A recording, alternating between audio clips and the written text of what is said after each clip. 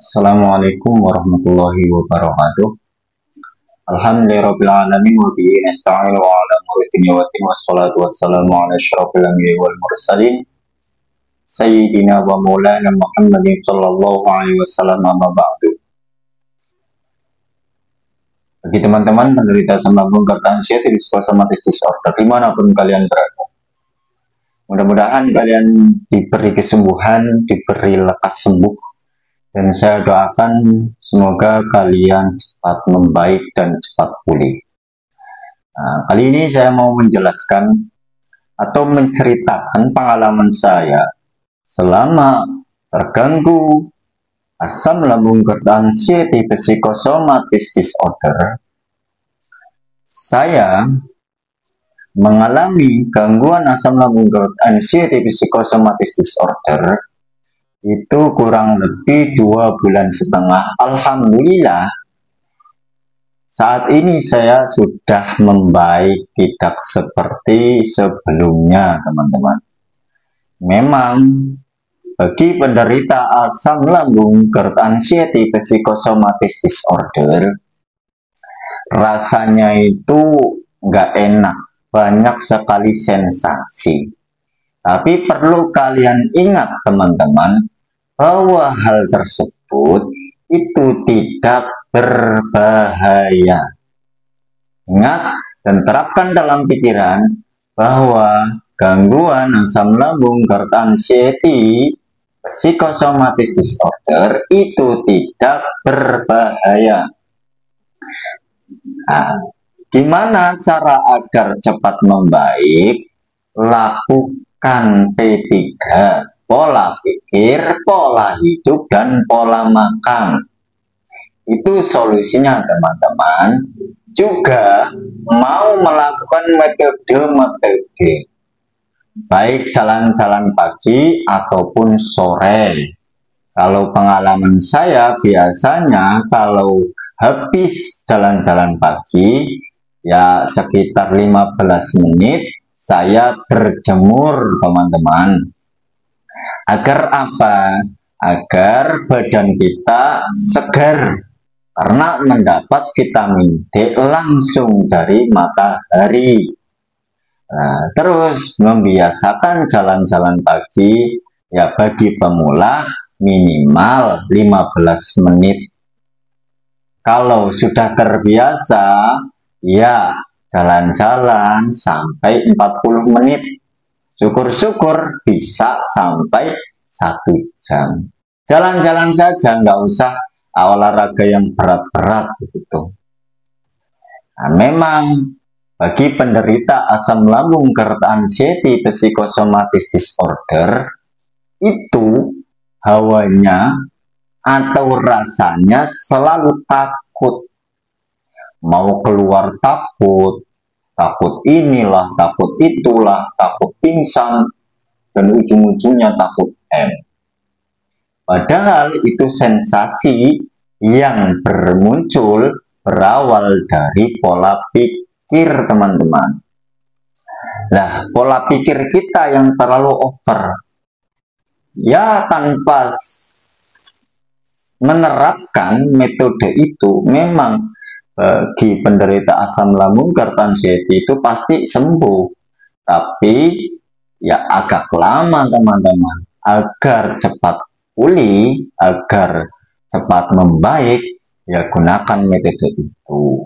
Penderita asam lambung anxiety psychosomatic disorder mau bahagia pun susah, mau ketawa pun susah. Ketika kumpul bersama keluarga, itu pikirannya kita kemana-mana, padahal keluarga itu sedang senang-senang, sedang tertawa, tapi pikiran kita itu terlalu memikirkan yang kacau, pikiran yang terlalu kemana-mana. Itu memang gangguan anxiety seperti itu, tapi itu tidak berbahaya, teman-teman. Saya ulangi lagi, tidak berbahaya. Apapun sensasinya itu tidak berbahaya. Sensasi muncul dikarenakan pikiran kita yang terlalu over. Bagi penderita asam lambung anxiety psychosomatic disorder, dulu juga saya pernah mengalami seperti itu, teman-teman.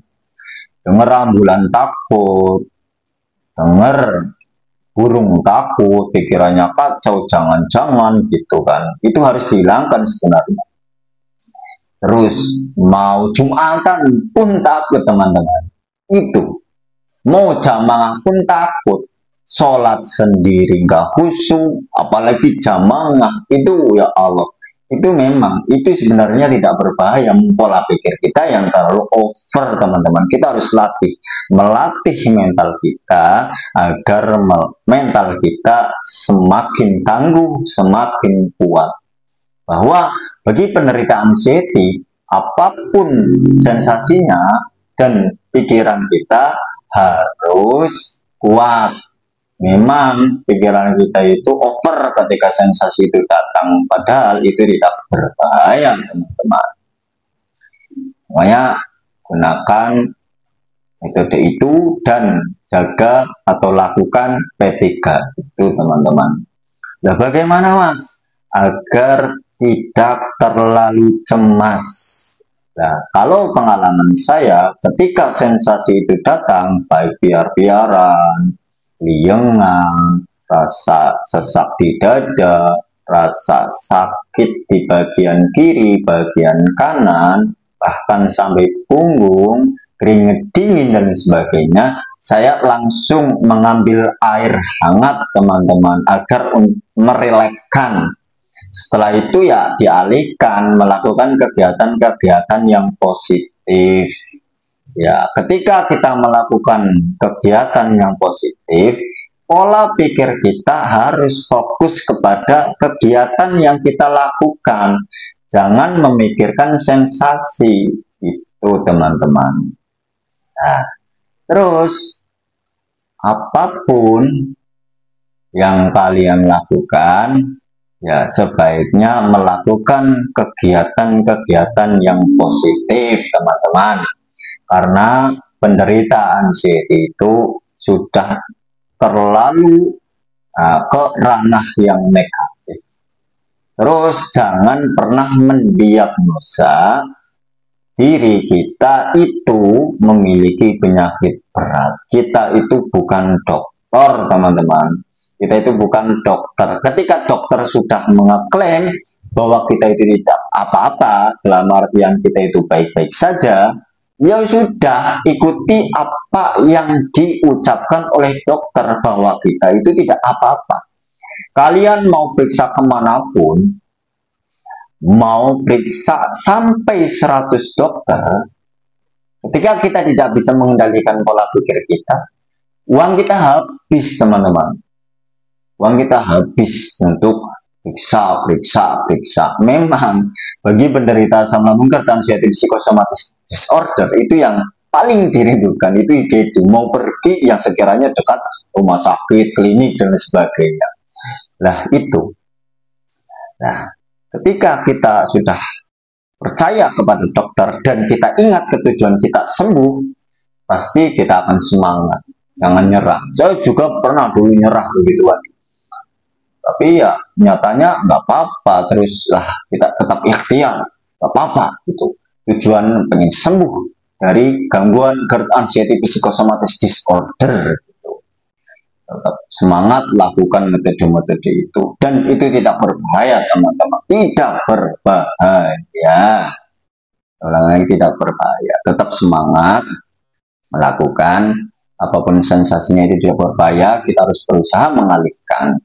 Apa-apa jangan ditakuti teman-teman. Udah, kita ikhlaskan saja bahwa kita itu sedang mengalami gangguan asam lambung GERD anxiety. Setelah itu ketika sensasi datang, kita harus bisa mengalihkan, kita harus menjaga pola pikir kita. Jangan terlalu merasa gundah gulana. Pikiran kita jangan sampai over teman-teman. Kita harus bisa menjaga pola pikir kita. Terus pola makan, makannya sedikit tapi sering teman-teman, itu harus diperhatikan. Karena bagi penderita asam lambung GERD anxiety psikosomatis disorder itu menguras energi sekali teman-teman. Maka harus menjaga pola makannya. Pola hidupnya juga ya harus melakukan kegiatan-kegiatan yang kita senangi. Melakukan kegiatan-kegiatan yang disenangi teman-teman. Yaitu jalan-jalan pagi ataupun sore, Terus kalau malam diusahakan jangan begadang. Memang bagi penderita asam lambung dan anxiety psychosomatic disorder itu mau tidur itu pikiran melayang, pikiran kemana-mana. Terus pikirannya takut inilah, takut itu dan sebagainya. Itu yang menjadikan akhirnya enggak cepat tidur teman-teman. Susah untuk tidur. Apalagi kalau sudah melewati jam 12 malam. Itu kita harus melatih pola pikir kita itu di pikiran-pikiran yang positif saja. Tidur, doa. Kalau masih susah untuk tidur ya sudah, kita dengarkan lagu relaksasi. Kalau enggak, dengarkan afirmasi. Kalau saya macam-macam, ada kadang mendengarkan ruqyah, terus mendengarkan relaksasi, ya sekiranya nyaman gitu teman-teman. Kadang ya saya juga dengerin mentor-mentor itu buat apa, buat mau tidur itu biar pikiran kita itu nggak kemana-mana dan tidak terlalu mencemaskan. Terus bagi penderita asam lambung dan anxiety psychosomatic disorder, jangan pernah menghiraukan perkataan orang-orang yang sekiranya ceritanya tentang sakit, tentang penyakit, tentang kematian, karena itu akan menjadikan pikiran kita itu akhirnya kembali kemana-mana lagi.